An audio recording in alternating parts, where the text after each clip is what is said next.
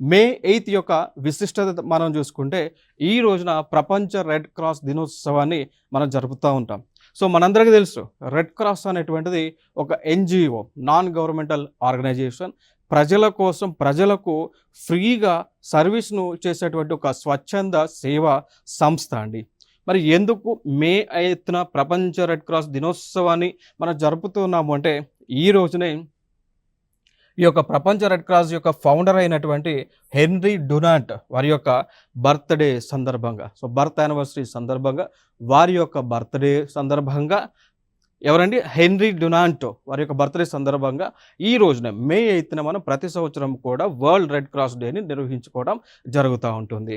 Okay. So వీళ్ళు ఈ యొక్క రెడ్ క్రాస్ అనేటువంటి ఒక స్వచ్ఛంద సేవా సంస్థ ఏదైతే ఉందో, వీరు అంటే ఎవరికేం జరిగినా గానీ, లైక్ యుద్ధ సమయంలో కానీ, ఎర్త్‌క్వేక్స్ వచ్చినా, వాల్కానిక్ ఎరప్షన్స్ వచ్చినా, ఫ్లడ్స్ వచ్చినా, వరదలు వచ్చినా, ఎటువంటి ప్రకృతి వైపరీత్యాలు వచ్చినా కానీ రెడ్ క్రాస్ అనేటువంటి సంస్థ ముందుకు వచ్చి ఈ యొక్క మానవాళికి వారి యొక్క చేయూతను ఇస్తూ ఉంటారు.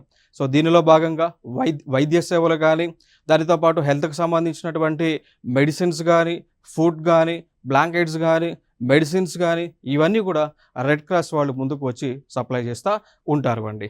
ఓకే. మరి దీని యొక్క థీమ్ మనం చూసుకుంటే 2025కి సంబంధించి acts of kindness for a brighter world అనేటువంటి ఒక థీమ్‌తో మనం ముందుకు వెళ్తా ఉన్నాం.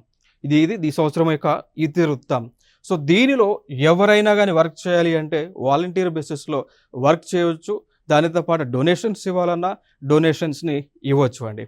సో ఈ సంస్థ ప్రెజెంట్ ఇప్పుడు మనం చూసుకుంటే దాదాపు 190 దేశాలలో రెడ్ క్రాస్ అనేటువంటి సంస్థ కార్యక్రమాలను నిర్వహిస్తూ ఉంది. ప్రజాసేవని చేస్తూ ఉంది.